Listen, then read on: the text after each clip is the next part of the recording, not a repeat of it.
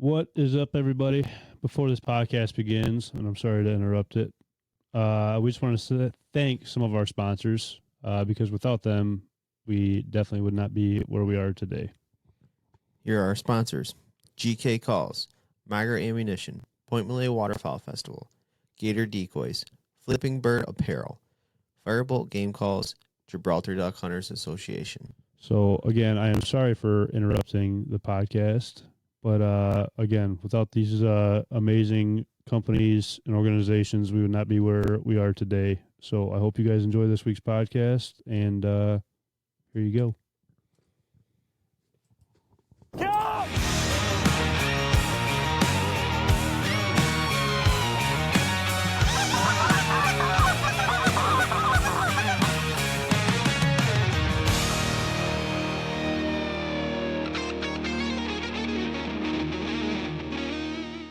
You know what I mean? It's just one of those things. Like, we branch off so many different ways. It's just, I don't know. It is what it is. Well, I mean, that's the way it's supposed to be, dude. We're supposed to be in the blind watching birds on the swing. Right. So, you ready, Chris? Ready? Yeah, let's do it. You ready? Yeah, man. Good to go. I'm going to have you. Okay, I'll start you off and we'll do it. Start her off. Ready? 3, 2, 1. What's going on, everybody? Welcome back to another Great Lakes Outdoors podcast. Chris and I are sitting here. Chris, what's up? What's going on, man? Just another day. Another day. Another tighter day for us. Another day. For me. Yeah. I took today off. Yeah, you're lucky. Very lucky. But you kind of want to introduce our special guest today? Yeah, we got Drew Smith here. Oh, you What's up, guys? How are you, everybody? Good. Now, how do you say, is it Canards? No, it's Canards. That's a good point, man. Okay. So yeah, we've been French like word debating that. Yeah. So as a Cajun fella from Louisiana, man, I had to take it back a little bit, throw some history into it. So it's Canards. It's Canards is really how, if you want to get specifically, if you speak French, right? But yeah, it's the plural form of ducks. So being a Louisiana guy, I couldn't resist. Oh, that's pretty cool. Interesting. So you own your company. It's just your own company, correct? You got a podcast out. You got some apparel out. You kind of want to tell people, I guess, about the company and yourself? Yeah, absolutely. That's perfect. So starting off is, obviously, my name's Drew. I am a Green Beret located in North Carolina at Fort Bragg, right? Active duty guy. So I'm a Louisiana boy. So I grew up hunting rice fields and some flooded timber. For the Arkansas boys out there that are listening, we got it too. And then I got stationed in North Carolina about good 10 years ago. And I started hunting out here, started out chasing woodies, and then now I hunt the salt marshes of the East Coast. I went to a couple of DU, like the Ducks Expos and Delta Waterfowl Expos, and I started going around and meeting people inside of our community, and I got the idea probably about a year and some change ago. I was like, I'm going to start Canards. I'm going to do it. The goal of Canards, just so everybody's on the same page, is to make the best wader jacket in the game, right? To compete with guys like Sitka eventually and Shin and the whole gambit, right? So we sell hats and shirts and everything like that now to kind of fuel that R&D portion. Right? Because I think being a military guy, we're very fortunate as Green Berets. We get a lot of access to the best equipment and the best materials, which is what I found. I want to make a light, waterproof, windproof jacket that competes with a lot of the other guys. So if you get a hat or a shirt, you know where it's going. That's one thing alone right there is it's so difficult to have good quality product, from here, the US of A, and not a lot of people. It's all about who you know, I guess. Getting your hands on the right, like equipment wise, like material. I should say. With your background, I should say, obviously probably helps you out and kind of guides you in the right way of what, I don't know. I guess some resources. Definitely resources and material and whatnot. That's the thing, right? Like all the stuff that we have access as duck hunters, right? Because it's a gear game. Every duck hunter loves a good gear, right? Like we have to have it, right? You're standing in waist deep water in cold temperatures chasing a bird. Like it's pretty silly if you think about it. But once I started like looking at the materials that everything's are made of, because like we're a big fan of Gore-Tex, right? It's lightweight, it's waterproof, it's windproof, things like that, right? So just imagine a guy in his garage with me gluing pieces of materials together and then putting them on me and then carrying them out to training and seeing which one works better, right? It's kind of like a mad scientist type thing. My wife laughs at me a lot. She'll come out there with me with a headlamp and I'm like gluing things. It's like an art project, never ending Smoke art flying project. everywhere. Oh, yeah, it's just I got like little things. Well, here's the thing, right? Like all this stuff, all this great gear is really expensive. The goal of Canards is to make something affordable, dude. Like I don't want to buy a jacket and then it go to shit Yeah. in 2 years. Like that makes no sense to me. You know what I mean? Because I'm not made of money. I'm sure you guys aren't either. Right. So it doesn't make sense. That's- And Go ahead. go ahead, please. It's one of those things like for waterfowl. I mean, a lot of people I feel like get out of it or don't even get into it because how expensive it can be. Oh, dude, that's a great point. That is a great point. It's just I don't know. It's one of those. I mean, shells even alone. Yeah. Are just And we talk about that all the time, like just trying to get more people into waterfowl. It's hard for some like the basic person, who, a kid or something like that who doesn't have any money at all. Right. Just to try to get them into hunting. It's like, all right, here's some hand-me-downs. I hope that works. That is probably one of like two things there. The lack of information that is given for new hunters coming in. They can read the log for where to hunt or what, like regulations wise. And it's so confusing sometimes where it gets tough for somebody and they're like, well, I'm not even going to do it because I don't know if it's right or wrong, right? And then obviously the expense of equipment. Oh, dude. Well, let's talk about the fact for a second that imagine being a brand new hunter, not knowing anything. You've got hand-me-down gear, and you're asked to identify the bird in the air. Yeah. Good Come luck. on, come hard. on, man. The guy or girl, right, is not gonna know. They're not. They're not, right? So it's like it's a big deal, I think. I think a lot of people like DU and Delta Waterfowl, they kind of talk about it. They mention it, but they don't they're not the action arm that actually should be doing it. Is the mentorship. Mentor a new hunter. I guarantee you have the ability to give somebody a love of the game that honestly is like pretty unique. I don't think there's a lot of things like that. So It's a camaraderie, I feel like, for Yeah. a waterfowl. yeah, It's the whole setting up, talking, you get the dog out there and you're just BSing with the boy, the girls out there, whatever it may be. And it's just one of those things where it's a lot different from your average deer hunting or, any other really hunting out there. Yeah. And speaking about that, though, that brings up a topic of one of our sponsors, Great Lakes, or Gibraltar Duck Hunters Association. That's one of the things that they specialize on is giving back to the youth and kind of teaching them how That's to awesome. hunt. We have a youth hunt that we do with Gibraltar Duck Hunters Association. And each kid, I think we have like 50 to 75 kids that sign up. It's a lot. And it's like a cutoff because every kid gets a couple $100 worth of gear, brand new decoys, decoy bags, a bunch of stuff. And it really sets up these kids for a good future in hunting. Yeah. The hardest part, though, is keeping those kids or people involved, Yes. down the line, obviously. well, yeah. This is definitely a community game without a doubt. And what I think is unique about the duck hunting is it's a 50-50 split, right? Like you see it on social media, Instagram, TikTok all the time. Like it can be really good or it can also be really bad at times. I think that we don't necessarily, and this is something that I think more people need to think about when you're posting your stuff. Like don't go hate on a guy because he had a great day. That is the most ridiculous, like stupid, idiotic, whatever, insert word here, right? Like that you could possibly do. That guy or girl had a great day. Commend them, right? That's like you start getting into the stack photos thing topic, right? Like, are they good? Are they bad?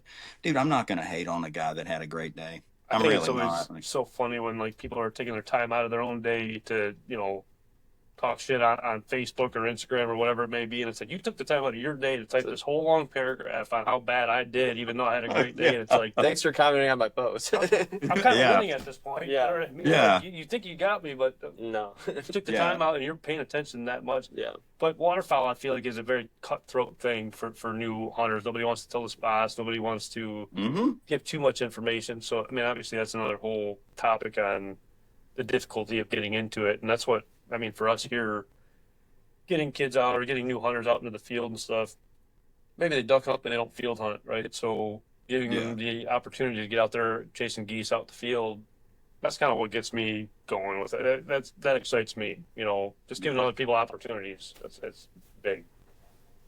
Well, yeah, oh man, dude, I guess it's like where you're at, because like I feel like hunting is a journey, right? And there's like specific stages. I have no idea what to call those stages, right? But there's specific moments where like, yeah, as a young man, you want bragging rights, you want stacks. And then as you get older, maybe you're running a dog for the first time, right? And then that's what it's about. You know what I mean? Because that's how it was. Like when you look at Canards, you'll see a lot of a black lab on there. That's Sully, that's my dog, right?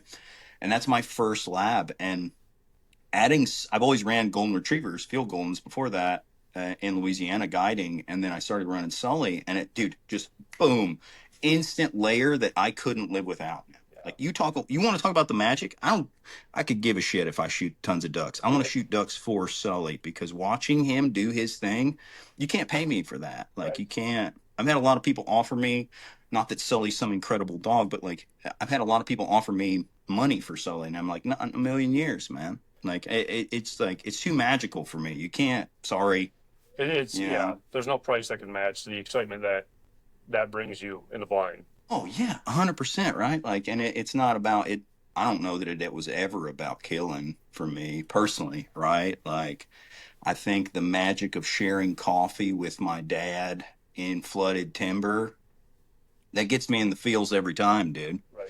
I'm a 40-year-old man, like, and that we go out there and have a cup of coffee with my dad, and we're deeks are set up, Sully's on a stand, and it's that magic moment, right? Like right before the sun comes up in timber, and I'm just hammering, just trying to hunt that traffic, and I'll look over at him and I'll be like, this is it.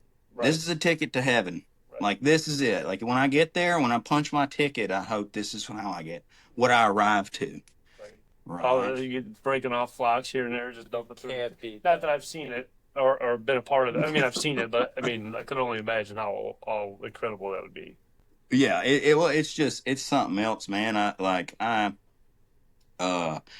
think everybody's got their own experience, whether you're hunting field hunting, whether you're hunting flooded timber in Arkansas or northern Louisiana, if you're hunting salt marsh here in North Carolina, which is its own gambit. I don't know if you guys have ever chased divers. That's a steep learning curve. just from a guy chasing mallards to like bluebills. I was like, well, yeah, we got a lot of them there. We do a lot of well, it's a little different up here what we do with like layout boats and whatnot. It's like the home of the layout boat right in our backyard, pretty much.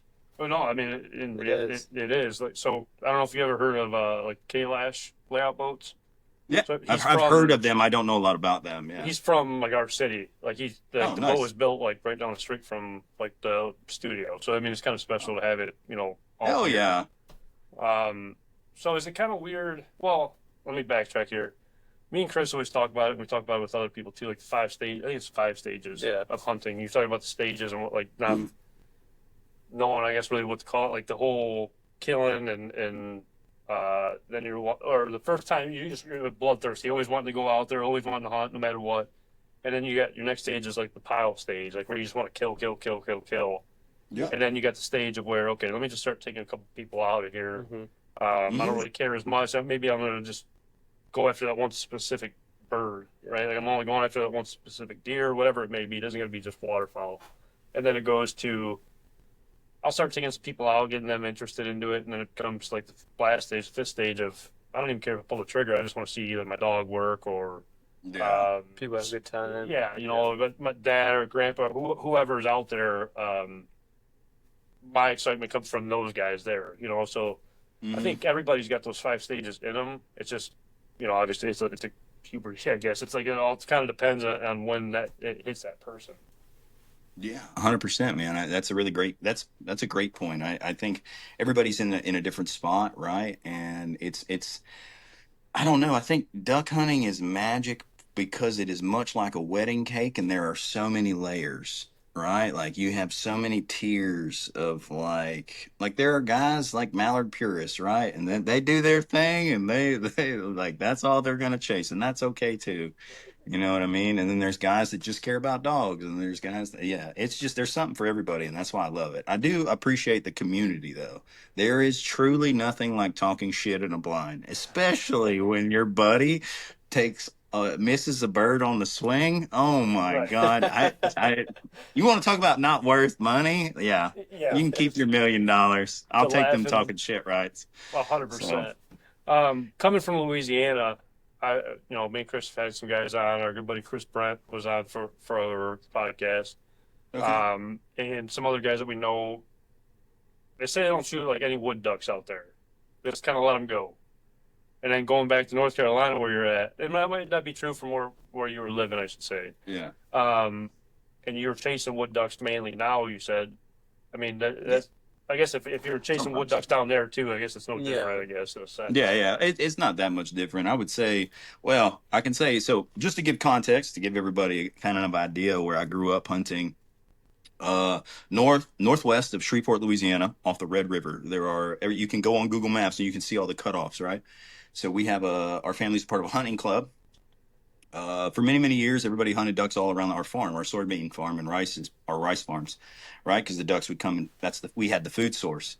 Well, everybody over the years, we saw duck hunting start to decline in our area. It's because the pressure, blah, blah, blah, right? Like all these contributing factors. So what I did was about a decade ago, I got everybody together and I said, okay, hey, we're going to pool our resources, right? We're going to make it to where we're all going to hunt, part of a hunt club. And then we're going to pick days to hunt so that they have days to rest. So they stay, so we don't force them out.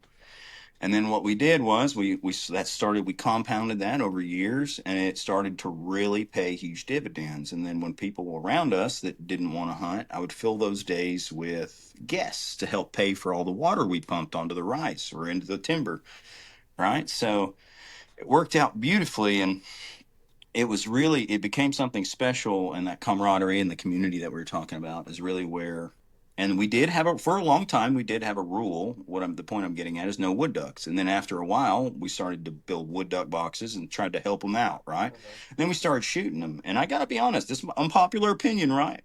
I love wood duck. I know a lot of guys that don't, but man, do I love wood duck. Because I like eating them just as much as I like shooting them. So I'm not gonna I would lie. agree with that. For sure. So That's, I don't know, surprisingly enough, me personally, for the last 3 or 4 years, maybe even a little bit longer than that, we mainly hunt fields up here. No kidding. Yeah, mainly. I mean, I can't. I mean, maybe once or twice a year I'll hunt water, and that's about it. I mean, we'll hunt some flooded spots that we have. Like we have a spot where actually Chris shot his turkey at this year. It floods out like a flooded cornfield all to ourselves. Mm-hmm. Excuse me. So it's pretty incredible there, but. I'm surprised we don't shoot any like wood ducks earlier on in the season. Usually you see people burning them up in the fields. It's kind of surprising to a sense, but we've never. I don't think killed one out there. We killed them out. Wow. Watch it happen this year. I hope so, because I heard they're way down. Yeah, I heard they just are diving right down. I mean, they're insane. I wouldn't doubt that. Corey up north said they like tear up his mojos because they're just like beelining right for that thing. Just insane. Oh, dude, there's a lot of people, a lot of old school guys will say, oh, wood ducks don't decoy. The hell they don't. Right, Yeah. right. You're high as a kite if you think they don't decoy. Come on down here. I'll take you, and we'll talk about it if you want. So, because, now I've kind of switched. I went from originally chasing wood ducks out here to now I go out by Wilmington, North Carolina. There's a lot of warm salt marshes. And what they'll do is... If anybody's from North Carolina listening to this, come on out, dude. We can hunt together. I'm not that guy. I am not the guy that bogarts spots. I'll probably leave earlier than you. You know what I mean? But I enjoy the competition aspect of it. But they sleep in the warm marshes to keep them warm, and then what they'll do is they'll fly inland to feed, and then come back out to loaf, and you can hunt that traffic. That's interesting. Yeah, it is. It's really weird. It's different too. And I will say this, going from a Louisiana guy, and hunting the Red River and timber off of it, I hammer on R&T Mondo LA, right? And I'm used to hunting, trying to like over here type, those traffic birds.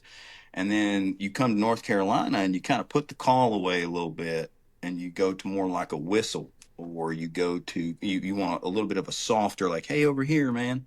You know what I mean? A lot different type of call in here, which I think is really interesting, right? Like, just makes a better overall hunter to like the more situations. For sure. I mean, I think that's what's kind of important when I started really doing this podcast. I don't know, I don't know. Is it A little over a year ago. Has it been okay? So a little over a year ago, like the goal was kind of talk to people all over the country and all over, possibly the world, and kind of, I don't know, learn on what they did with their decoy spreads or their calling techniques or whatever it may be.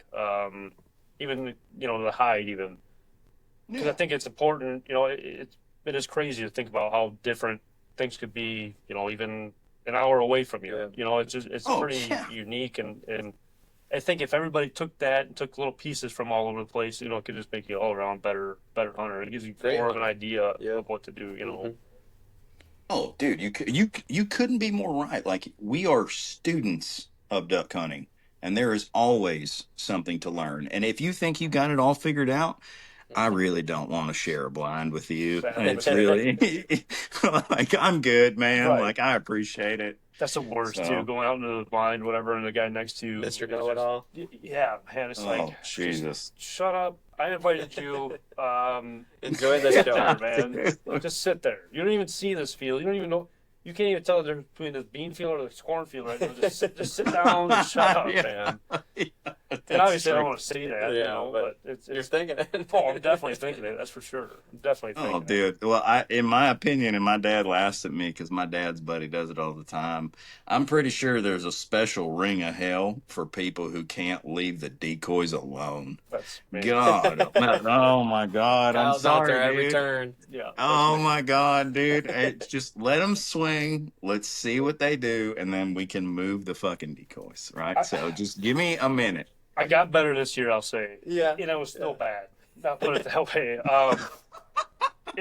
It's just one of those things where it's like the one decoy is looking at me different, so I'm going to move him and make him look away from me because I don't like the way he's looking at me. And I don't know. It's something.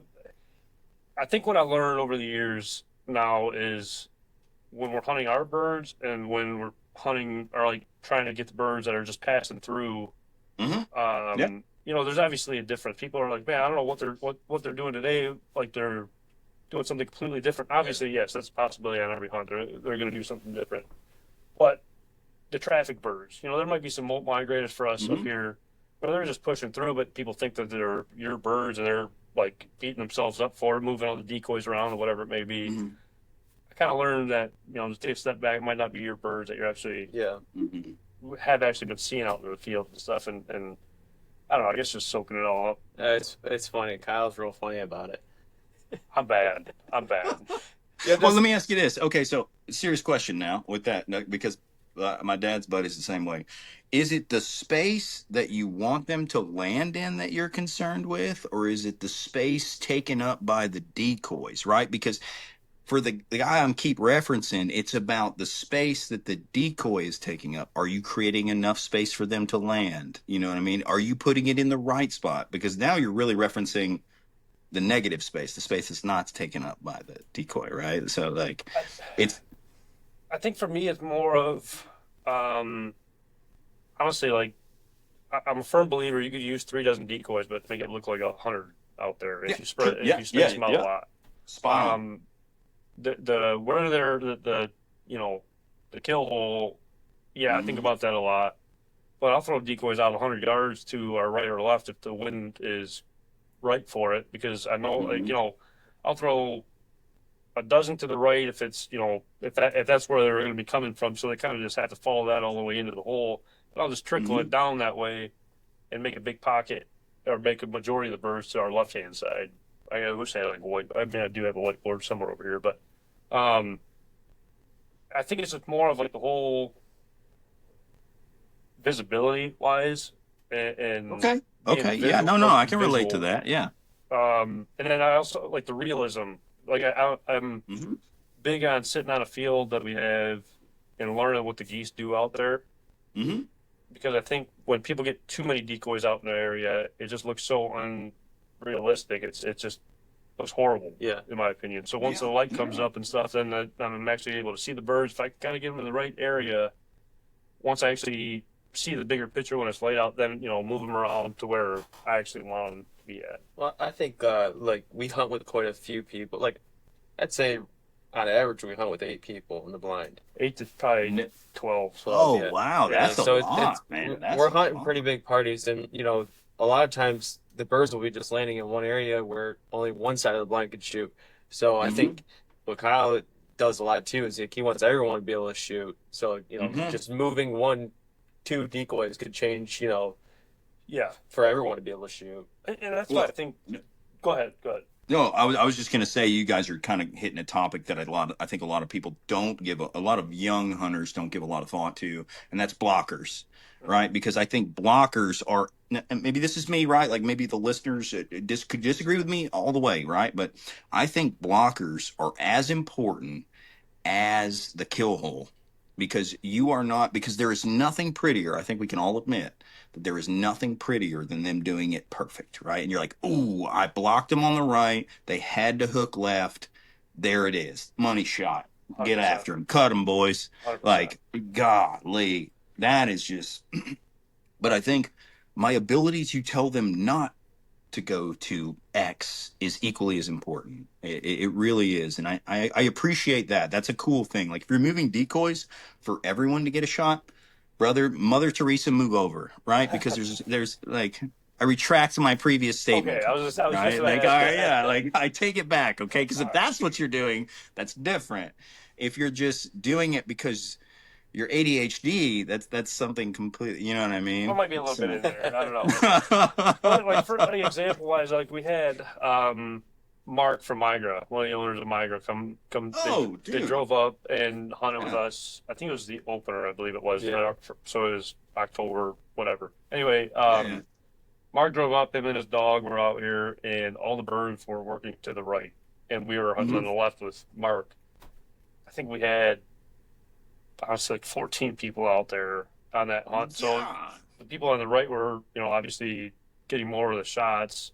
And I'm sitting there like, man, what can I do to get these birds finished more Mark's way? Just because, he just drove up from, I always get this mixed up if it's North Carolina or South Carolina. It's South Carolina. Those boys are out of South Carolina. Okay. So he drove all the way up here. How can I do something to kind of make it where they're finishing right in his face? And I think it was a setup.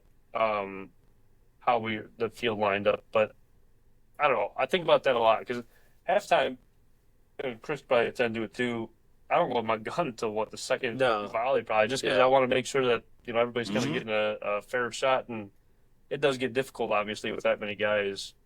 High, like the 14 ain't a joke now. 14 is not a joke. Dude. It gets tough. Like, do you guys? So I'm curious if you guys do 14 guys. Did you guys have? So when I guide hunts, we have what's called the penalty box, right? And if a guy shoots prematurely, or maybe he shoots into somebody else's lane, or just bad etiquette, right? We'll just call it. That's the real reason you go to the penalty box. Do you guys have stuff like that, or are you guys hunting A-frames and you can't really kick them to? There is no just like, hey, don't do that type thing, or kind of sort of. We don't really have like a penalty box. I'll probably just. I don't know. We hunt mainly A-frames. Like on that hunt in particularly, I think we had like 5 A-frames lined up. So it was kind of. I do a talk, I guess, in the beginning of the hunts where line your shots up. Just trust the process because a lot of the times even too. People are like, well, why don't we pull the trigger on those birds? It's like, well, felt like they could have just got a little bit closer and they slipped away from us this time. So just be patient with me and we'll get them in here. The talks in the morning, I know people get excited and whatnot, but for the most part, we're all pretty good with shooting our lanes and obviously there's some mishaps once in a while with some new people coming out and stuff. Yeah. But overall, our core group is really good. We all know how we work with each other. Like everyone's got their own job. When we get out there in the morning, everyone's got their own job and everyone knows it. Yeah. And then you got your new people and stuff like that. And we kind of I want to say we kind of stagger those newer people. Usually like if we have a guest, they're like a little bit closer to you and your dad. Kind of like make sure they're in the right place and whatnot. But yeah, I would agree with that. Obviously, I want everybody to have fun, especially in the permanent blinds. I feel like it's a little bit easier too because we got our own holes. So I guess almost like a down south, kind of like how we have cattle fencing in between each shooting hole. I see that a lot down south anyway, not too much up here. So it's kind of hard to get outside of your lane in that aspect. But Mm-hmm. like I said, it happens. But not as much as you would think with that many guys. Okay. No, that's awesome, man. Good on you guys. That's stellar. I don't normally, we hunt groups that are probably about max 4, right? Because like it's me hiding you in trees or me hiding you in a pit type situation. So I only have so much. I try to maintain some form of control, right? So, because Sully and me will be at one end and then the guys will be at the other. So I think it's really interesting to, that many guys. There's a certain community aspect to it that I think a lot smaller groups can't experience, right? Oh, for sure. So, what were you because saying? I got the chance to snow goose hunt in North Arkansas this year after coming back from a deployment, and we had 11 people in the blind, and that was my first time with 11. And It's overwhelming. oh man, dude. Well, okay, so we were playing singles. And my time came, and I was like, "Oh, dude! Like I'm a Green Beret. Like if I miss in front of these guys, like I'm screwed. Like I'll never. There's no going back, right? Right. So thank God my dad threw me a decent choke, and I was shooting like a super full BB, and I was like, "Here we go!" Just boom, folded it, and I was like, "Oh!" I just sat down. And I was like, "Oh, thank God, dude!" Best feeling ever. Yeah, We're gonna pause this really quick and then reamp it. Okay. So, all right. So the snow goose. So thank God that you shot the one. Thank God that the weight was lifted off your shoulders. Oh God, yeah. That. Have you guys torn up snow goose before? It's a newer thing for me, so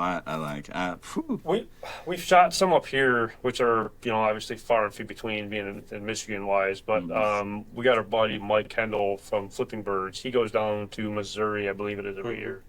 Always invites us, but something's going on at that time of year where he just what's the word I'm looking for? He just picks up goes. Yeah. He's not like a guy down there. He's just freelancing. Yeah. So I mean, he does really good for himself too, which is awesome to see a guy from Michigan to have so much of a drive for snow geese. Because snow geese, from what I've been told, are just obviously the white devil. They're a white devil for a reason, whether it be tearing up the field or just making us go crazy for them.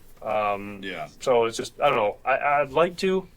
I just wouldn't like to see my bank account plummet after buying so many shells, because that probably wouldn't be too good for me. You should definitely buy a case. There's no doubt about it. Like that was my first time, and it was. We went with the guys. I'm trying to remember the name. My dad set it up. It was Iron Leg Outfitters in North. Like I'm talking North Arkansas, and they were phenomenal, great. Put us on a lot of birds, but I wasn't used to having, once I put the mag extension on and everything and went the whole 9 yards. And my first time I told my dad, I was like, well, I don't care if we kill a ton of geese, but I'm going to empty this thing one go round. Yeah. Fun fact, it ain't that hard. So, cause when they come down in just the waves, right. And you're just like, cause they tell you, they're like, don't aim like you're used to. And I'm like, what? Right. Are you kidding? Just spray and pray. Like, yeah, just well, they just say kind of, hit around the cluster, and it's like, what? You know what I mean? Because I will say that, like, I'm not into crippling birds now. Yeah. Like, I with the modern ammo that we got, there is no excuse, in my opinion, to just wing birds. Like, I'm sorry, I ain't got no love for it. But I understand they are a nuisance, but I still aimed, right? Like I'm just like, and it ain't that hard. But it was a blast. Highly recommend it. Was my point with all that. Like y'all should definitely go. It is epic. That's one thing with the extension too. I'd like to get one for. We do a lot of pigeon hunting in like August. Oh, okay. All right. All of our wheat fields get cut, and pigeons are just all over the place. So I think our biggest hunt there was just. I think it was just under 100, I believe, which to some people might not be big, but I mean that's a lot of shooting in one day, especially right? for around here. 100%, dude. That's a ton of shooting. Golly, but it'd be a blast to have like an extension tube on those things because I mean they're just like I said, they're all over the place. Mm-hmm. I don't know, and people think they're crazy if you shoot pigeons and what do you do with them? It's like we can't shoot doves here, so if you think about it, they're eating the same thing that the doves are eating. They're basically the same thing, like a cousin almost, I guess you could say. Yeah. You guys, did you say you can't shoot doves? No. Is that what you said? Nope. Really? Yeah, I think we're at one of just a few states that can. Yeah, they banned it. Like there's a lot of bird watchers around here and stuff. So those people, they put it on a ballot, and after they put it on the ballot, they said that once it's on a ballot, it'll never come back. It'd be very difficult to Very come back. difficult to come back. It'd be a work of God. Holy moly, dude. Yeah. Yeah. Holy. Same with sandhills. Well, it goes. Sandhills the same way. We're not going to be able to shoot those, and then we have them all over the place. Now, so you guys have eaten sandhill before. That's a great We have point, not. man. We have not. Okay. Okay. Um, Me neither. It- Ribeye in the sky, right? You hear it from 19 different people, Yep. but I've never had it either. So Even the That's swans. The Yeah, swans we we have have. so many swans. Like in the, I'm shocked. Like this is what one thing about like the DNR up here. And I don't like saying DNR just because of the fact that it kind of, I feel like, pushes more people to dislike the DNR officers, which I don't want to put any like down like the. It's not the DNR officers' fault. Yes, they're just doing their job, Yeah. right? So I hate the fact Yeah. that like saying the DNR, it's just I feel like it kind of just points a finger right at them. But I think like in Michigan they do such a bad job at, I would put in $100 tag or a raffle or whatever it is to put in for a swan tag a year, and how much money and revenue that would bring to conservation for the state. Would probably be insane. Oh yeah, well we actually here in Hyde County, northeast corner of North Carolina, there is a entire business model built on swan hunting. It is the largest. They go to winter in Hyde County in these huge fields, and they have Lake Mattamuskeet is how you say it, and is this huge wildlife refuge, and there are just thousands of swans, right? And there's guys that only guide for swans. So yeah, it creates, to your point, I'm just proving your point is all I'm trying to do, right? It creates a lot of money for that area. Oh, definitely. And that's wild to me that they would outlaw doves and not let you hunt swans, because I got to be honest, man, like Louisiana, I've had 50-50 split on my interactions with wildlife officers. Here in North Carolina, and God, I hope I do not jinx myself right here. I have had some phenomenal interactions with wildlife officers. And I mean, hey, bro, I know this area is really hunted. Do you know of a spot for turkey that I can go? You know what I mean? Right. And they're like, yeah, bro, they just opened up new public land up there. Head up that way. No one's gone. And it's like, wow, thanks, dude. You just made my future weekend. Right, you know what I mean? That's, I mean, So- I think it kind of goes back to even what I was saying. I feel like people word it so wrongly towards like the DNR officer. And granted, yes, there are some bad ones out there, just like yeah, there anybody, are. Yeah, I mean, right? yeah. But there's also, I feel like in my opinion, there's a lot more good than bad. But you have one bad egg, it turns a whole carton of eggs. Yeah, 100%, right? So Right, it's just, because all people care about is what they did to them. Right. You know what I mean? I've interacted here with, in my 10 years here, I probably interacted with 6 different officers. So I've been checked multiple different times, and good on them. I'm for it, Right, dude. right. Like, hell yeah. Right. This is that's why I tell them, what would you like, gun or ID? Right, What would you like, officer? Like, you tell me, brother. It's your show. What do you need from me? You know what I mean? Because one, you already brought it up, man. Income for the state to do more stuff, more public land, more X, And then 2, I catch a lot more bees with honey than I do vinegar, guys. All right. Like, if you're a dick, I would be the same way as if I was an officer. I'd be, hey, brother, what's happening? You have a good hunt? You know what I mean? If you're a dick, I'm coming at you. yeah, dude, okay, cool. Open it up, dude. Let's go. But you know what I mean? That's the thing too, where for a DNR officer, I don't even know what, I just lost my train of thought for whatever reason. I had no idea what just happened. Yeah, squirrel, exactly. That's my ADHD kicking in. I got to go move decoys right now. I'll be back. The thing here, too, though, is the swans, right? The DNR actually goes out there in the wintertime and actually goes out and kills the swans. Because I want to say there was a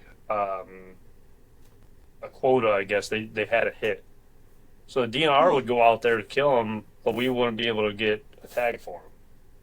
That's insane. I'm sorry. It- That's a little crazy. It's I don't know. It's just bizarre to me that it's that way. Oh, this is what I was going to say too. Jeez, see how all over the place I am, man? It's insane.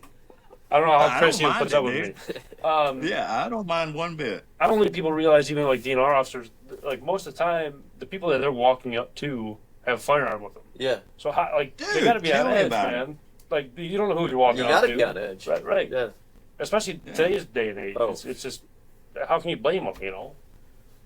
Oh, well, dude, I'm a perfect example, dude. If you walk up on me, like, I probably got my shotgun and I probably got a pistol too. Right. So like I'm packing both. Like I'm not worried about him.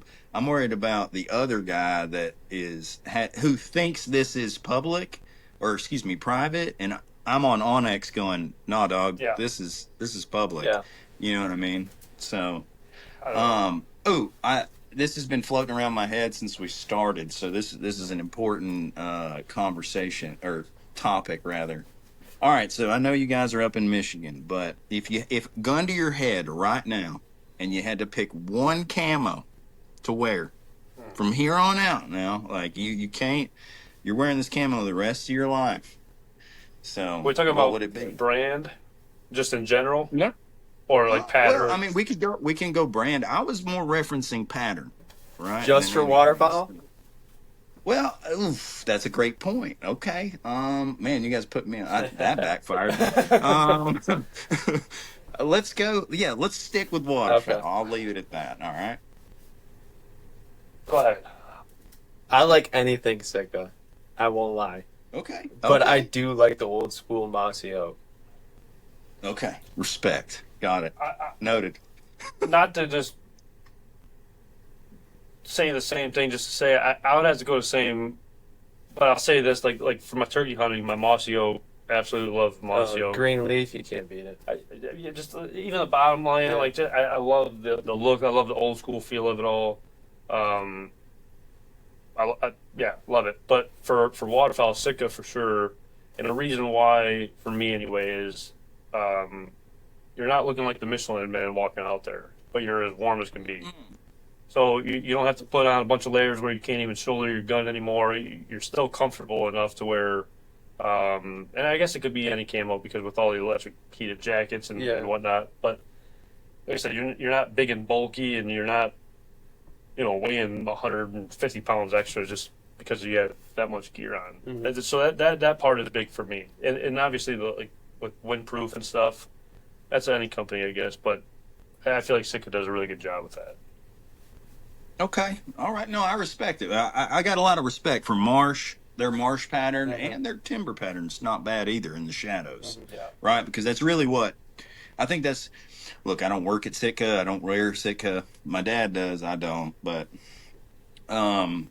they got some phenomenal patterns. I can't argue with it. They make a phenomenal product. They actually make some of our, as Green Berets, our underlayers, which I have a lot of respect for. They have phenomenal base layers. Now, does Kuyu do some of your stuff? They do the seals, Okay. a lot of the seals Gotcha. stuff. So, right, because every special operations organization under the umbrella, right, is like a different tool in a toolbox, right? The best way I can, now some people might disagree with this. This is just my interpretation before somebody shreds me to pieces on social media, right? So the government essentially has, or DoD, Department of Defense, has several different tools available to them to do something, right? So Delta Force would essentially be your scalpel. I'm in, I'm out, small, precision, very specific, right? Nobody knows you're there. There's your scalpel, right? Army Rangers, right? That's a bunch of bloodthirsty 19-year-olds that are going to kick the door in and kill everybody. That's your sledge, right? If you want to just knock through the wall and get it done, right? Don't care if anybody hears you, right? I got a lot of respect for those guys too. Seals, I consider them to be much of a chef's knife. Very, very sharp, can be used in a lot of different situations, but very specific to the kitchen, right?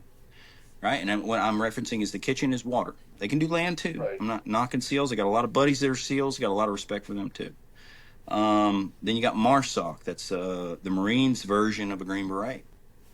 They're more of like a drill. A lot of different bits. They can get the job done. Some are better than others. That's just, please know this is just my personal interpretation, right? I got nothing against any of these guys. And then Green Berets are like your Swiss Army knife. It's a screwdriver. It's a knife. You need to do something, and you need the United States to not get any credit for it. That's what Green Berets do. So that's like a breakdown of what everybody does, right? And so each one has different contracts with some with Sitka, some with Kuyu or Caillou or however you say it. I apologize if anyone's listening that really likes it. I don't know how to say it. I just openly admit it. Both are phenomenal brands. I'm not going to lie. Like, I would like Canards at some point to compete, right? That's what I'm working on right now is a base layer, a merino base layer that recycles your heat. Because you brought up a great point earlier, Kyle. I don't like being bulky either. Yeah. I mean, I want it slim. I want it close to my body, and I want it thin. Right? That's the goal of Canards, is to make a better product that's less bulky, that's warmer than the competition, and more range of movement. Right? Because me, as a guy, like in the mountains of Afghanistan when I was there, like I need range of movement. Right? I'm climbing on something with my gun on my back. I got to get over a wall. Like I need range of motion. Right? So that's definitely something I'm trying to tackle right now because it's very, very difficult, right? Because you're shaped different than you. Right. I'm shaped different than both of you. It's very difficult to make something best for everybody because much like fishing, everyone has a comment or an opinion on where the vent should be, or should it be here? Should it be down low? Like all that stuff, right? So. Oh, dude, it's awful. Honest to God, it's like it is such a difficult decision because I've made a few prototypes so far, and like an example is so your chest, your innards, like your heart, lungs, this whole area, what we call your box, right? If we're talking about shooting, your box creates an enormous amount of heat. So how do I use that, right? So how do I recycle? Is my big thing right now, right? Like I'm working on a reflective material so that I can put less insulation and you're just more using your own body heat, right? Not to the point where you're sweating because now you're going to get cold, right? So then now I got to talk about a vent. So, but that's what I'm working on now is like, how do I capture your heat and not let any of it escape? That's why I love wader jackets. That's really smart. Yeah. Well, I don't have to use as much material, right? So I can make a better jacket cheaper to keep you warm, because I think about guys like you in Michigan, right? Like you are up against conditions that I'm not used to. Right. Period. You got that howling wind off the lakes, right? You guys are talking about serious levels of precipitation, right? Like it's got to be waterproof. It's got to be thin. And you guys are doing stuff. You're getting out. Kyle's moving the decoys. Like he's going to be cooking. You know what I mean? If I put him in too hot of a thing. So these are all the things that I'm confronting right now where it's like, okay, that makes sense. That doesn't make sense. With the camo question, right? So I'm pretty sure that the good Lord upstairs wears Mossy Oak Bottomland original, right? So don't quote me on that, but I'm pretty sure of it. So I like it. When I get buried, it'll probably be an obviously Bottomland original. Yeah. Not a big real tree guy. Greenleaf does have a special place. I'm pretty sure if there's an angel that likes turkey hunting, he wears Greenleaf. So there's something about that. Yeah, with that. I don't know what it is, like the Bottomland, Greenleaf, whatever it is for turkey hunting. I mean, that's it's something. It's something, right? Like I don't know how to explain it either, brother. Like when you put that on, you get out there and you hear them gobbles. It's like, oh yeah, I'm in the right place. I'm wearing the right thing. I just put this hat on earlier, and I was feeling a little bit different than I was this morning. You know what I mean? Yeah. But I like turkey hunting a lot, man. I like turkey hunting a lot. Oh, dude, I killed my first bird. So I've been hunting the last 3 years, probably three or four. And I never got a bird, you know, and each year I just kind of put it together a little bit more and a little bit more. The decoy, the talking, all that. And this year on Easter Sunday, I killed my first tom. And, dude, when I tell you that it was now I am a diehard waterfowl guy, but my God, dude, something about him drumming and spitting at me and that will... It's something. It's been a big debate for me personally, where I can honestly, I don't know. I hate saying this, but I almost would rather be in the turkey woods than out in the field or the water chasing waterfowl. I don't know what it is. I think it's that one-on-one. I took one of our buddies out, Wednesday, turkey hunting, Carter. And I was telling him, I think it's just more of that one-on-one instead of like that whole flock coming in. And, okay. it's just that one-on-one situation where I don't know whether they're so stupid they seem smart to people or whether they're that smart. I'm still kind of on the fence about that. But it's just, I don't know, it's just that one-on-one There's something about talks with it. It's insane. Yeah. Well, you got to think about it, dude. You are literally reversing instinct Yes. because turkeys, hens go to toms and jakes, not the other way around, dude. Yes. You sound like a hen. You know what I mean? So like you're talking to him, you're sweet talking him so good that he is overriding an instinctual response. Like that is fun. Like it's like winning the lottery, in my opinion. You know what I mean? Like I'm not the greatest, right? I've only killed one in a couple of years. That's my, like, I'll openly admit it. But like, wow, dude. Now I will say the conversation piece with a turkey is something special. Well, what? Dude. Why do you think that is? Because I was just talking to our buddy Brian Ellithorpe. He comes out and films and shoots some amazing stuff for us. And we put him on a bird on opening day, his first bird ever. And I told him, and I don't know if you've ever seen it, the Colonel and the Fox video that Mossy Oak put out last year. Yeah. I don't know what it is about turkey hunting that's so like a spiritual thing, I guess. Spiritual, like, intimate. Mm-hmm. I don't know what it is, but like, Ooh, that's a good word. You nailed it. Intimate. it's I do. bizarre to me. Well, I think there's, like, not only do you get it is a very heavy visual response to a conversation, but I think there is, the conversation with there's a lot going on in duck hunt, in the blind. I'm hammering, looking, watching you guys, watching the dog, hammering, a lot of inputs, right? Mm-hmm. Brother, it's just you and the bird in turkey hunting. It is that's the best word, by the way, I've heard, intimate, because it is a one-on-one. Hey, man, I'm talking to you. You hear me, I hear you. Like, come on over here. Like, and then all the other things kind of drown away. Yeah. You know what I mean? The wind goes. I think there's a lot of bugs guys. go. Yeah. Yeah, like literally all of it. It all floats away. Yeah. You could be getting swarmed by mosquitoes. Do you think you'd care No. with a tom No. doing it dirty at 80 yards? No. No. Not at all. I don't know. So, it's Even insane. not even having a gun, like experiencing like going out and not my having man. a gun. Yep. It's insane. Like the last weekend, I was shaking. Yeah, you shake more than you're actually like when you have the gun. Yeah. And, well, and that's what I was telling you at the beginning of the year. Like once you get out there, you learn more when you're just taking people out and sitting back and whether you're calling a bird in for somebody or you're just sitting there just to be there out in the woods because you have that much of a passion for it. I truly think you learn more in that aspect compared to you out there hunting. Yeah. Because you kind of get to take a seat back, like you're not watching it through like your phone screen or on a TV. Mm-hmm. You're living it, and maybe you see this person moving a little bit too much, and that's why, or whatever. Yeah. Yeah. There's so many different ways, like different ways of learning, or what's the word I'm looking for? Like just learning opportunities. Lessons to be learned out in the woods or out in the marsh or out in the fields, deer hunting, waterfowl hunting, turkey hunting, whatever it is. It just takes the right person to kind of pick those lessons up. The pieces up. Yeah.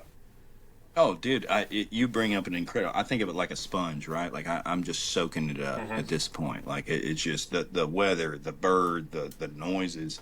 I will say this, man, and like with turkey hunting, I had a day this season because North Carolina's closed now.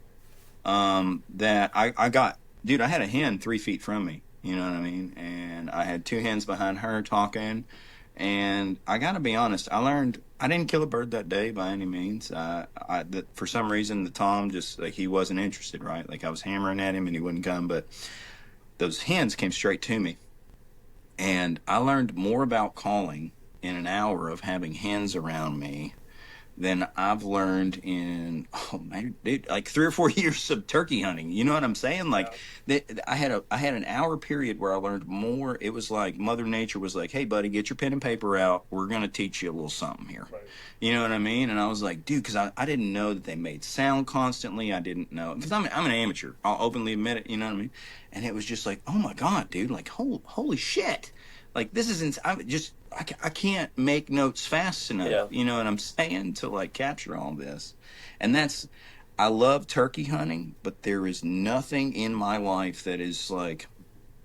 Now, I would argue it'd probably like rival a naked lady. Mallards doing it dirty, feet down in the timber, those orange feet coming through the trees with Sully seeing them before me. Because he's an American lab and he's shaking, you know what I mean? Because he's just like, he knows. And them doing it dirty with me on a cut down, like, buddy, if that's not heaven, I'll pass. I could only imagine on that one.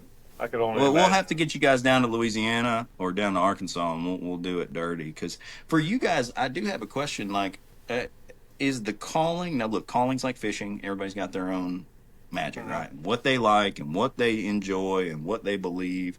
And there are people that are way better than me at it. But do you guys have a call that you run often that you enjoy more than another, or it seems to work in your area? Or So we use GK calls, or a Michigan-based company. okay, We run all the, like, I use the Element for the duck call, and then this year he came out with a new rumbler, it's called. My favorite to use is probably the Solution, like the variety that I get to it. I'm not the greatest caller by any means. I'm not me neither, dude. Whatever. Me neither. Yeah. But I feel like I can kind of get down if I need to on a low note, but I could also kind of rip on it if I need to get on them to spin them back. You don't give yourself enough credit for that one. What? You are pretty good. But it's just I like to keep it simple with the birds. Yeah. Though, like, Yeah. I don't need Yeah. to triple I cluck understand. and double cluck every single time all the way in. Yeah. Realism is one of the biggest things for me in waterfowl hunting. Whether it's the spread or the calling or whatever it may be, that is the biggest thing. You got a field with 200-300 geese in it, run 2 dozen decoys and just make it look real. You know, don't do your average J hook or, you know, whatever else. Lazy W. Yeah, just make it real, make a pocket, and they're going to find it. You know, like, I guess if anything, the closest letter, because I know a lot of like waterfowl hunters go to like letters, would be like an F. Yeah, they did. I'll run a long line down, all the way down, like I said, like 100 yards down. I'll have like a little family group, kind of right after like the first guy in the blind, on let's say the far left side of the A-frames, and then my rest of my birds will be on the right-hand side, past the last guy in the A-frames, which will be my bulk of my birds. Knowing your birds, I feel like, is the biggest thing. Knowing what bird's going to be hunting that day, whether it's your local geese, because they're probably going to land a little bit further out. But if you're hunting your molts or birds that are flying down from you know, I guess Hudson Bay area molts, but just non-locals, will say, they're probably going to be on top of each other, feeding all over the place. They're going to be hungry. They just flew X amount of miles. They're going to be down and getting after it. So they're going to look for that big bulk of birds. And that's where they think the food's at. So that's why I'll throw all my decoys to one side and then, you know, have them funnel them in that way. But I always like to try to side shoot them, though, too. Side shooting is a lot better, in my opinion, than shooting them face on it, because there's a lot more that can go wrong. And that's just us, because we hunt with a lot of guys as well. You know, someone's moving, someone's You got to think head. about it. I learned something about that recently. Side shooting, I'm defeating half the amount of eyes. Just Right. Which is right, because they can see pretty much almost 360 geese and ducks, right? So because just the way their eyes oriented. So I think it's really interesting, because I only have to defeat half the amount of eyes. So especially with geese, because the geese are new to me, just for full disclosure, right? Well, this year, come on out, man. Oh, brother, we have a resident season here, and for Canada geese, and buddy, that lit a fire under my ass. I love honkers, dude. Oh my god, dude. It's probably The way my they're favorite. oh, dude, their vocabulary is massive. Yeah.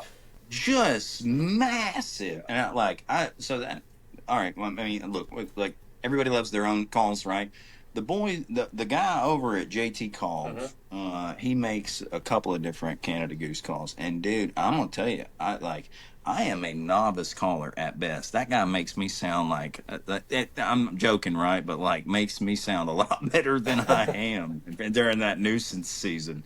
And brother, the way they do it, it's just like a B-52 coming in. Yeah. Oh my god. Them true graders, man, up here we got, I mean, they're what, 14 pounds Oh, or they're 13 big pounds, boys. whatever they are. Oh, It's, big, yeah, it's you know, dude. when they make a thud when they hit the ground, it's pretty insane. Oh my god, yes. Nobody told me, dude. Yeah. Nobody told me, dude. You're like I hold found- on to the blind or whatever. Thinking that's You'll feel it. Yeah. Oh, dude, it's like artillery impacts. It's just like, goosh, goosh, goosh, goosh. And I was like, oh my god, dude. It's insane. What Yeah, they are a blast, dude. Not- Absolute blast. not to get out of like the hunting aspect of anything, because I know Yeah, go ahead. we could talk about it for hours wise. I wanted to kind of bring back up what made you start. I know you got the podcast, your clothing brand. What kind of made you want to get into that? Because I mean that's a very difficult, just the clothing in general, and even the podcast we talked a little Oh bit yeah, before. It's hard. Yeah, man. Oh, it's super hard. The apparel game in the water, well, just in outdoor industry, we'll call it that, right? It's super hard. And when I went to started going to these conventions and things, I realized that I was like, man, there's really not a lot of brands that are aimed at the normal dude, man. He can't buy a waiter jacket every other year, man. Like, that's not, like, who are we aiming this at? Right. Like, really and truly, like, I would much rather, my dad and I talked about this at length, like, I would much rather just make a little bit of money and give a quality product to an average dude than do this ridiculous $600 jacket nonsense, right? Like I just can't see the point in it, because I've grabbed all those fancy jackets and I've looked at them and I'm going, I can do this. And maybe that's selfish, maybe that's arrogant, I don't know. But I looked at all these jackets, I'm going, I can do this better, right? For less. I know I can. It's just a matter of time, right? Because it takes all that capital to put forth those prototypes and then test them. Right. Because I'm terrified, dude. I'll openly admit it. I'm terrified of putting something out there that isn't field tested. You know what I mean? Because, like, think about it. Guys like you are up there, you're dealing with real cold temps, dude. If I make something shit and I give it to you, you're going to be like, oh my God, I'm never going to trust this guy again. You know what I mean? So I got to make sure it can't be just good. It has to be perfect, right? And I did it because, to answer your question, I'm sorry. No, you're good. I did it because I thought I could do it better for the average dude. Honestly. I mean that's huge in reality. It makes it a lot easier to back a company like yours that fully wants it to be perfect and have it be the best it could ever be, field tested and everything. It makes it so much easier to back a company like that. Just when you're putting everything, all your hunting, everything you do in that jacket, it just makes it so much easier to back a company like that. Yeah, I thought about it for a long time, man, and I think it is okay, so a lot of companies today, and maybe this is just my interpretation of social media, right?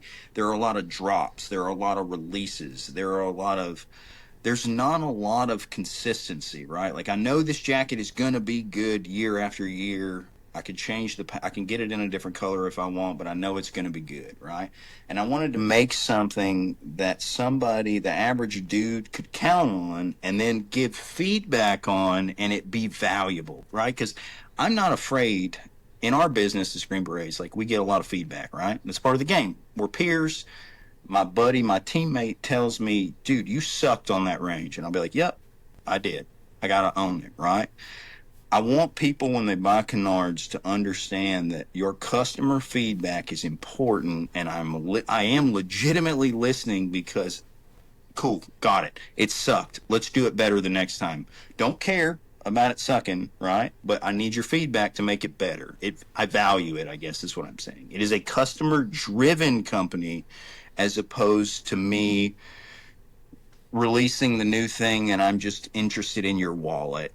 Right. Because I'm not. Like, look, man, this is not, all of us don't do this for the money, right? Do I need to make it a business? Yeah, I got my wife to feed my dog, right? I got to buy my dog food, right? So I buy take my wife on dinners.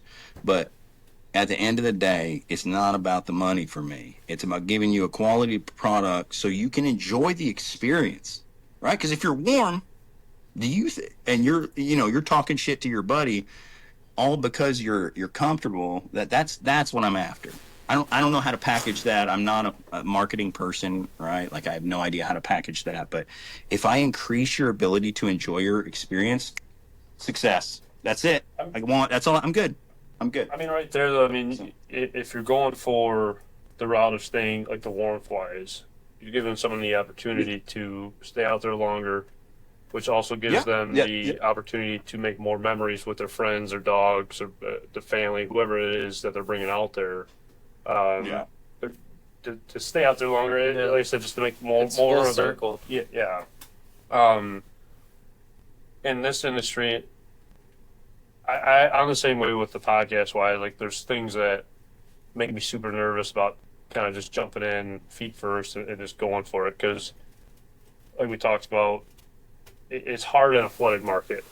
It's hard with all these podcasts going, like, and even I guess I could say even like clothing brands, right? There's a lot of different clothing brands and there's a ton. And it's hard to throw something out there that you're fully not backing. I guess not that you're not backing it, but like you just the product that you're like, I don't know if I should, but I kind of need to right now because let's face it, a lot of things are expensive, even just to get started. You don't want to like just be spending a bunch of money and just blowing it because it's the wrong stuff. I don't know. It is scary, like you were saying. It's a very scary thing, but to do it for the people and doing it for the right reasons. I don't know if it's greed from these bigger companies when they get so big to a certain length and certain people are running their stuff. Because I kind of think of the same stuff with certain brands. Like, man, this stuff doesn't really seem like it should be this expensive. Yeah, I don't know why it's this expensive and why I got to make damn near pretty much payments to even get it. Mm-hmm. 100%. Well, that's what blows my mind. Like, where are your priorities, right? Is it about the memory or is it about you? Like, look, it's a business. I'm not an idiot. Like, I get it, man. Like, it is what it is. But in the same vein, dude, you don't take money to the grave, dude. Right. You don't. Like, I'm sorry. Cool, man. Dope. You made a shitload of money. Did you make any memories along the way? Because that's a lot more valuable. Yeah, so that's how I see it. I want to be, and this sounds ridiculous when I say it, but like a brand of the people in terms of, and what I mean by that is, hey man, if I meet you in a convention and you're like, oh shit, you're the Canards guy, and you're like, oh dude, I love your jacket, but it's too short, dude. It's too short along the bottom. I keep raising up and I'm losing heat. Oh, got it, dude. Can you give me a second? Just like jot down that note and be like, hey bro, what model do you have? Okay, dope. Got it. You know what I mean? Like, I appreciate that shit. I think, and this is a big thing with a lot of companies too, and I think people get scared about it. Bad feedback for companies is good feedback because they can't improve if they only get good feedback back. Like 100%. If a shell doesn't go off right or whatever it may be, letting that company know that this and that happened, or clothing brand this and that, like you said, lifting up. If I don't know about it, I'm not gonna change nothing. So you got to tell me. I would appreciate that more than you not telling me. Oh, 100%. Well, I think platforms like this, like you guys' podcast, right? Like I listen to your podcast as well for the people that are listening right now. Appreciate that. And it's absolutely, man. Well, we talked about this a little bit before the podcast, right? Before we started everything.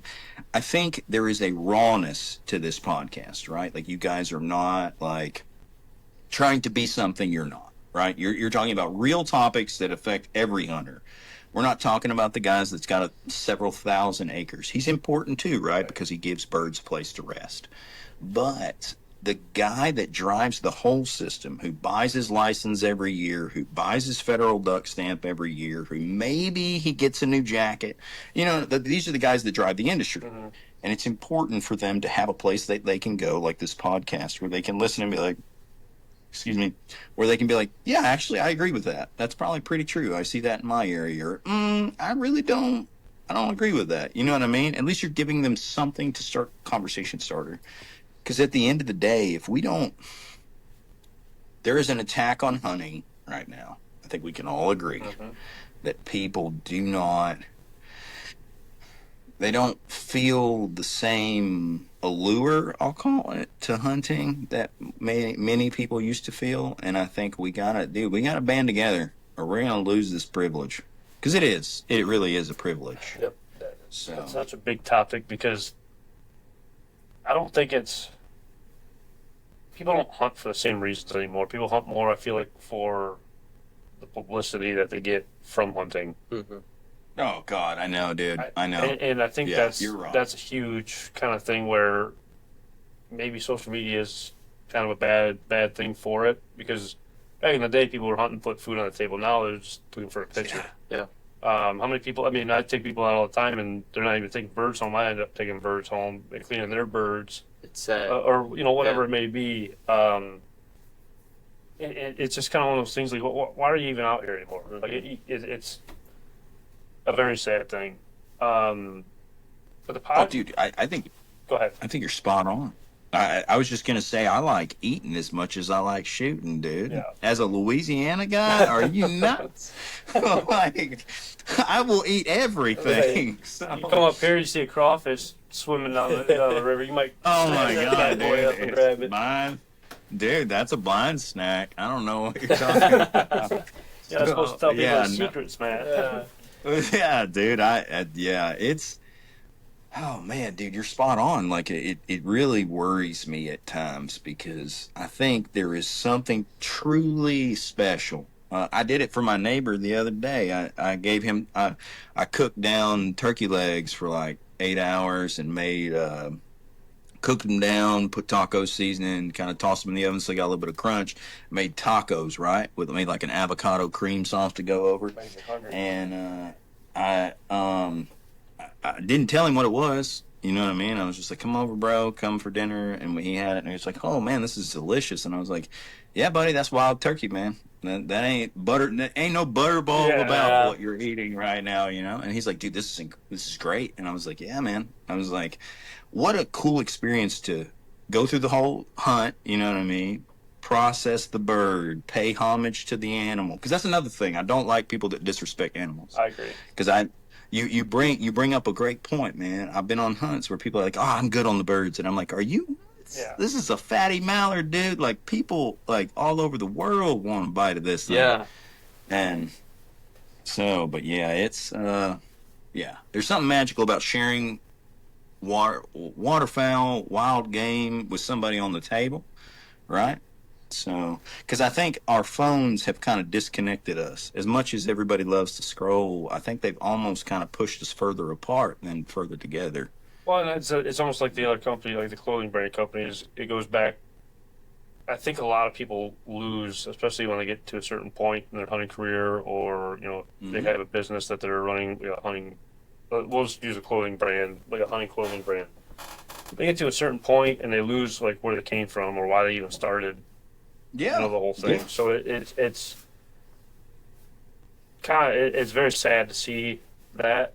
And kind of going back to even the podcast, it's difficult because even like your apparel, like you were saying, we get a lot of slack or like a lot of, I don't want to say hate, but people talking, and it's not that we know everything about everything, and that's not why we have the podcast by any means. It's just we're learning as much as the guys or girls that are listening as well. You know, it's just one of those things where it's I don't know. People think you got a podcast and we're not experts. You're Joe Rogan or you know what I mean, and you know everything, and I can tell you how you sleep better at night, and you got to do this or take this medicine. That ain't me, man. No, we're open ears about everything too. I think that differentiates us from a lot of other people. Like you gotta be a sponge, like you're saying. Yeah. Well, I think what makes you guys really different, and this is, I listen to several different podcasts, right? Because I think it's important to pay attention, keep a pulse check on the community. You know what I mean? I think you guys are unique in the fact that you ask the question, why? You're not comfortable with just calling a spade, right? You're like, okay, well, why are we calling it a spade? Right. And I think the community needs stuff like that because with like guys are having these conversations and girls, right? Like guys and girls are having these conversations, and like you're giving them a platform. You're doing it on a platform where they can be like, yeah, I agree with that dude. You know what I mean? Or no, I don't agree. It's unique, and I think it's important to do what y'all do. I'm not just trying to kiss y'all's ass either. It's I just showered, so I mean, you'd be all right if you. No, I appreciate that though, because it is tough, and there are days, and I'm sure you feel the same way. And it's like, man, why am I doing this, man? Is it worth it? I mean, because it's a lot of time away from family, friends, and just your own personal lives. And yeah, we have the passion for it. We love doing it, but you know, you don't hear like what you just said for a while. Let's say. Yeah.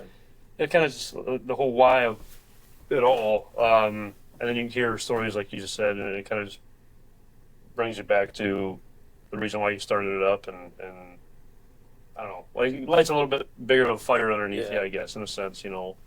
Well, I hope so, man. I couldn't agree more. Like I told you guys before we started, I came home. I got home about 4:00 in the morning, and instead of from training at night, and I went in the garage and I backed Gore-Tex with Primaloft insulation, right? That everybody wears their vests and stuff. And I'm sitting there thinking to myself, it's funny that you bring that up. I was sitting there thinking as I'm gluing this like two materials together, I was like, I could be in the bed, warm, cozy, on the verge of passing out, you know, with my dog and my wife. But I was like, I can't sleep knowing that I didn't put these two together to try them out. You know what I mean? It's like there's something special about the hunger or the desire or to share something, which I think you guys can identify with in your podcast. You know what I mean? Just a love of the outdoors, because I don't think there's a better place to be, man. I agree. You know what I mean? 100%. Like, I've lived in New York City, dude, and I'll be the first to tell you, man, I would choose the turkey woods or the duck blind over it any day of the week. Yeah, I'm with you on that. So, I'm with you. I don't know. And talking shit. Yeah. That's also really. That's always gotta be there. That's, all right, I don't want people to miss that. Or whatever, whoever's listening, like talking shit is like hand in hand. We're not getting soft here by any means. Yeah. I'm getting real nostalgic, but don't think I will not send some hate mail down to the end of the blind. Right. So yeah. I don't know. That's because it's hard to find good quality people like yourself. And that's a whole other reason why I love doing this podcast and meeting people all over the country and just getting the opportunity to hear. I mean, thankfully, you know, Chris reached out to you and just be able to talk to you for you know, a little over an hour here. It's just it's I don't know. It's crazy how far we live from each other, but how similar we are at the same time. And I think a lot of people 100% get away from that too. It's just I don't know. They forget why we all do it. Yeah. I don't know. Yeah, dude, I don't know, man. I think the woods brings out like a, oh God, I genuinely don't know the word for it, right? But it's either humility or gratefulness or something that comes out, right? It's the humbleness. Like, yeah, it really is, man. Because like Mossy Oak's new little thing they did this year, excuse me, is like sometimes you're on sometimes you're the turkey or something like that. Like I don't remember the little thing they did, but I was like, dude, that's perfect, man. Sometimes you do really well in hunting and sometimes you don't, man, but either way, that like it's still special, and I think that's what keeps a lot of us coming back. I think they nailed it. So right when you think you got them. Oh my God, yes, dude. Jeez Louise, dude. Too many times. Dude, it is the worst prom date I think I've ever been on with mallards, and you know what I mean? Just like, I'll hammer at them, hail call, and I'll see them slow their wing beat, and I'm like, oh, they're going to do me dirty, dude. And then they just keep going, and I'm like, oh, you tease. Yeah, dude, I'm like, you tease. Why are you this way? It's classic The Office. Why are the way you are?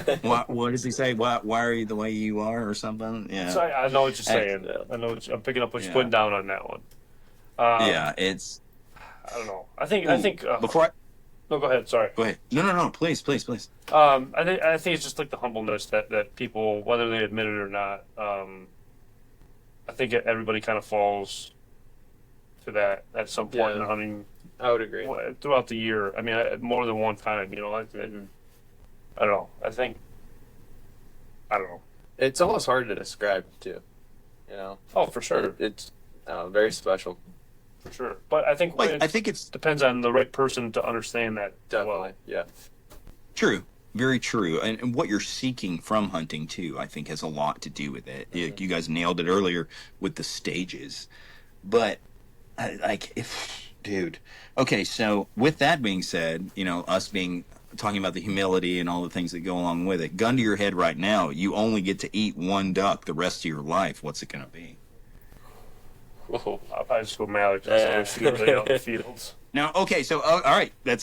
So I have this conversation with clients all the time. Do you want a fatty mallard? Do you want an early season mallard? Do you want, because they're different, right? Yeah. They're like a big fatty mallard that's been in the field on corn tastes way different than a mallard that just made a 1,000-mile trip. So That's a whole other conversation too about the migration wise. Yeah. well, here I'm posing these questions to you, but this is very unpopular opinion. Dude, I will mess with teal. Oh, I love teal. A lot of people make fun of me, man. No. But like an orange zest on a grilled teal, marinated in like some buttermilk, just like is what it is. You know what I mean? Sea salt and pepper. My God, out of my way. You know what I mean? Like, See, for us, like even our mallards up here, they did like a study, and I heard something about like a Great Lakes mallard, or like calling this whole thing, because there's so many, and it's across the country as well, but how gritty these birds are anymore, and they're not traveling as far. Not all birds, but it's crazy that I don't want to say how little of a migration we're getting compared to what it used to be. With all the farm ducks that are getting dropped off, and oh man, yeah, okay. I didn't know if you guys wanted to touch that topic or not, because there's a lot of people talking about that, right? And as a guy, so I'm 40 years old. I've been duck hunting since I was 8 years old, right? In northwestern Louisiana. I can tell you without a doubt, like with a serious, we are not getting the ducks that we used to. no. Well, Like straight up, like it. People can say whatever they want. They don't have to go as far. There's not the pressure. There's all the food up by you guys. Why would they leave? Yeah. It doesn't make any sense. well, I think that man, you're gonna get me going here. I think there's multiple reasons for that, though. I think, you know, for us, the lakes haven't frozen in a while, so there's always open water. Yeah. I think the equipment for farmers have grown and have gotten so much more advanced to where there's way less food out in fields anymore.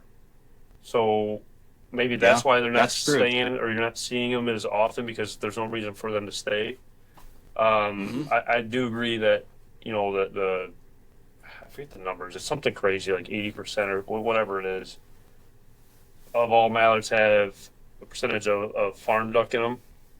Oh yeah, the Atlantic Flyway has an enormous amount of that. So that's a big reason too, where I don't want to say you're blaming the North, but like that's a big reason why some of the birds aren't leaving, because, you know, all these people think it's a great idea to drop their farm birds off because they don't want to deal with them anymore. And it's not the northern states; it's all over the place, right? So over time, you know, maybe they're not flying anywhere. They got their little thing, and or maybe they can't even fly. Yeah. I don't know. There's so many different factors that I think it's hard, like where people are blaming. And I'm not coming at you by any means. I'm just speaking out loud. Yeah. Like the hunt clubs and stuff like this. The hunt clubs have always kind of been around. Yeah. They've always been here. There's always been, like, you watch the old videos and stuff. There's always been those kind of areas where it's flooded corn or flooded rice and whatever it is out there. So I don't think that's really the root cause of the migration slowing down. No, I wouldn't say so.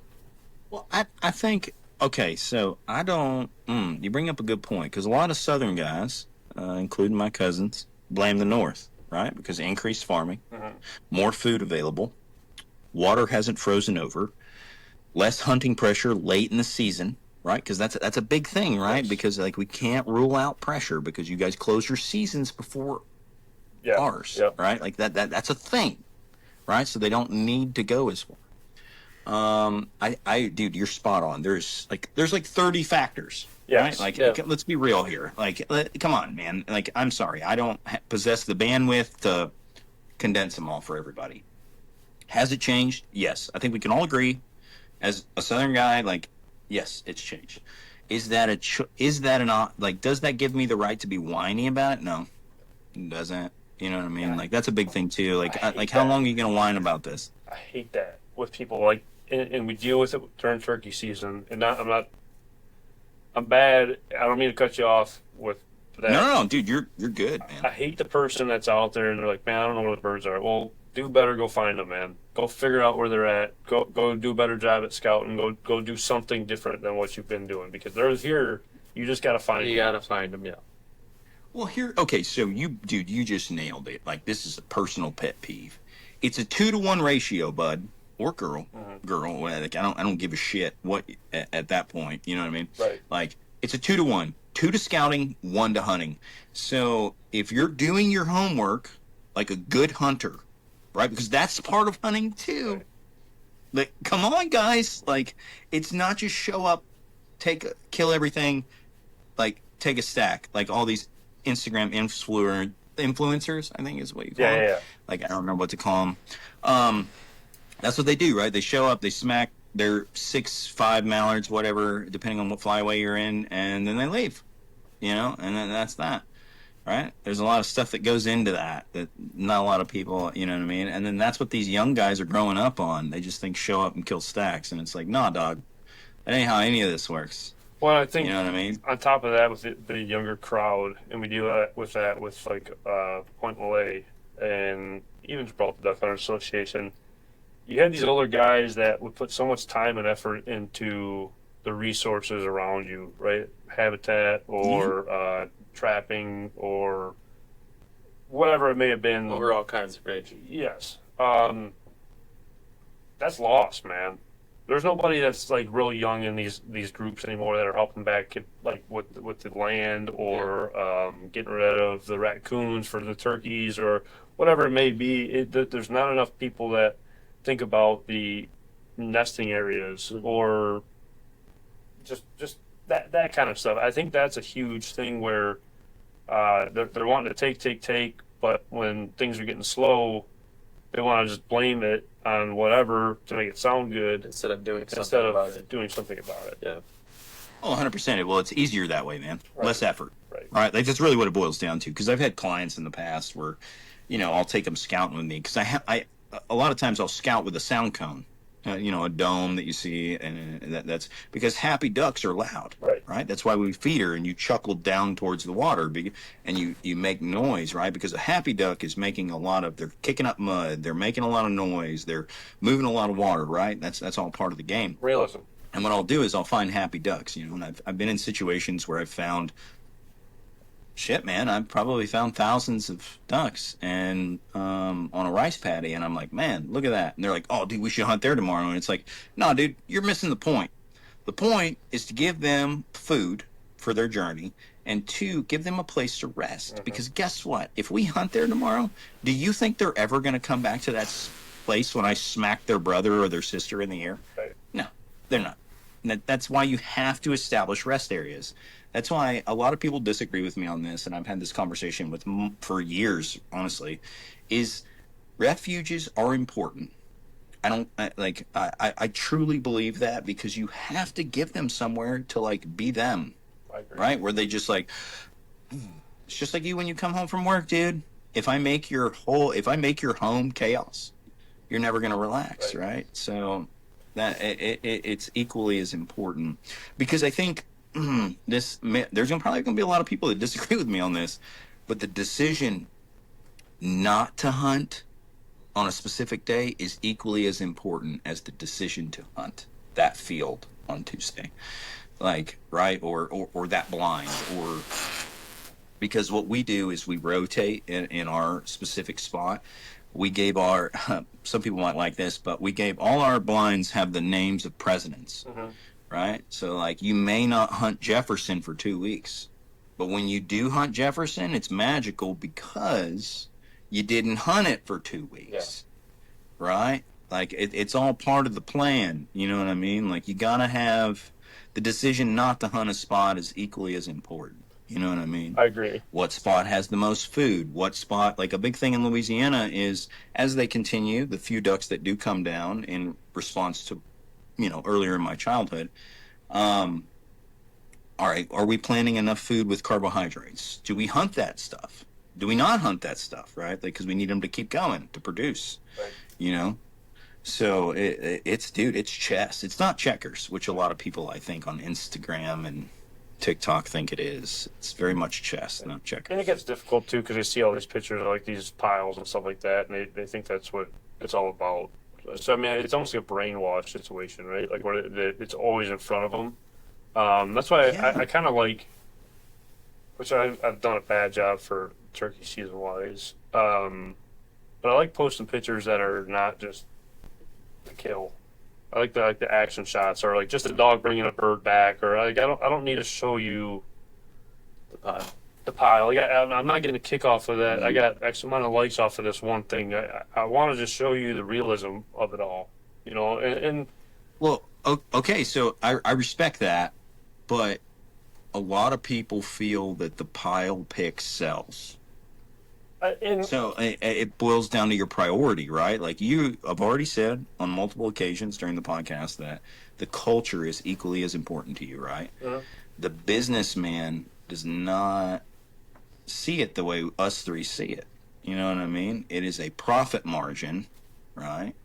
Dude, I don't have the answer. it goes. But It's tough because I could see it both ways. Because I mean, I'll use one of the sponsors, Migra, for example.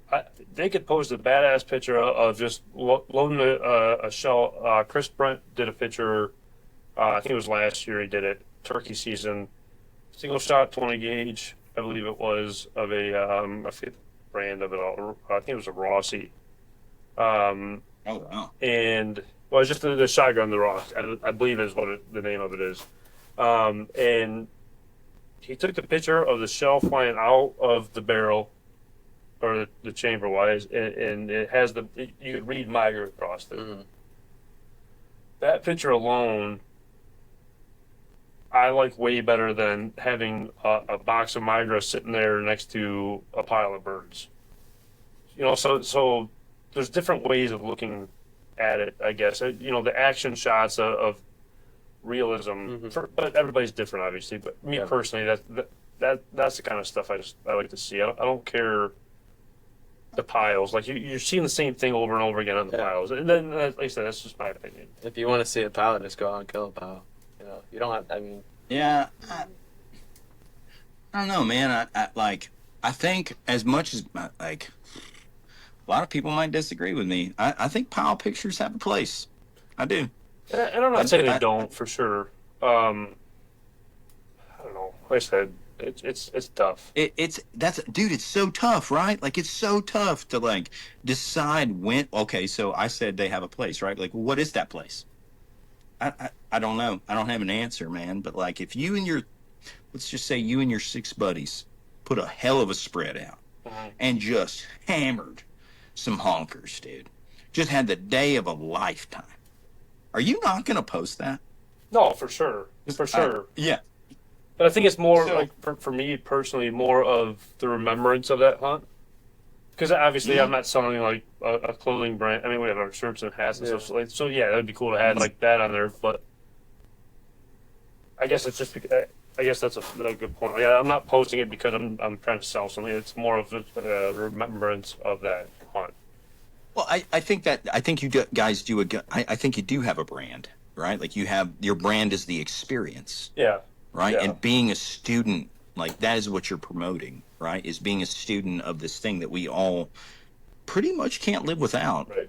You know what I mean? Like that's I think that's magical, and I think it's far more valuable resource than like at times I think this like selling you a T-shirt, right? So I think you're in the business of creating a memory. Yeah. You know, that's because think about a it. good Like point. guys are going to talk about, you described in detail your spread earlier. Mhm. Dude, bro, there's going to be somebody that tries that. Yeah. Like in their spread next year. You just gave them an idea. And if it works, it works. If it doesn't, it doesn't, right? Like it's just what they tried Don't blame that me. day. Don't blame me. Blame Yeah, it. well, I mean, well, You might yeah, have to move your they're- decoys a couple more times. Yeah. Yeah, dude, they're gonna. Yeah. So I think we can all live with that. Get busted by like Um, 3 or 4 flocks that are coming in, everybody yelling at you, and then, you know. Blaming on God. That guy from Great Lakes Outdoors. I don't know what he's talking about. I will say this, dude. I do enjoy the guy that moves the decoys and sprints back to the blind. Because if you're walking, you're kind of an asshole. Oh, for But sure. For sure. like if you're running back, like got your hand on your chest for all your calls and you run back, like I got a lot of love for that guy because he cares. He's putting out, so to speak. We got one Um, picture, man, of me running back, and I'm sitting there running, and Brian took a picture of it, and I looked back at the picture, and I seen it actually after I posted it on Instagram. My fly is like completely wide open, and I'm like, dude, that would have been such a sweet shot if my fly wasn't completely open just for everybody to see. And I got pink underwear on or whatever I was wearing. I don't know. No one will forget that though, man. Like honestly, Just I'll the have to make it memories. up you guys this way. I haven't gotten to go that far. The farthest I've hunted is northeast Arkansas so far. It's a different world, man. And I say Well, that. that's so cool though. At the same time, like, dude, did you like that? To our point earlier, like, think about how much like I could learn from you guys coming up there hunting in a 14-man blind, and then I bring you down here and we hammer down on a mud motor for 30 minutes, and then we arrive at a duck hole, and you're like, dude, this is something out of a magazine. Right. Like, you know what I mean? And you're like, dude, what are you doing with the decoys? And I'm like, just watch. Yeah. Just wait, dude. Just wait. Watch how I'm not going out there and moving them. Yeah.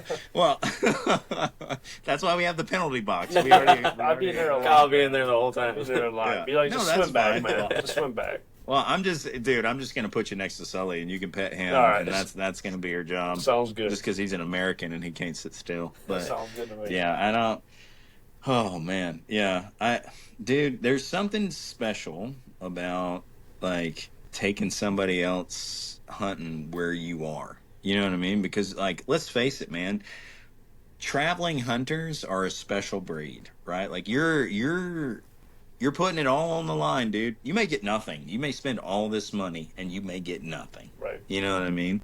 I got a lot of love. I met a guy down here recently, and he was down from Virginia, not far from North Carolina, obviously, but he was hunting turkeys down here, and he was telling me about his experience, and I was like, brother, good on you, man. You got some serious coconuts coming down here.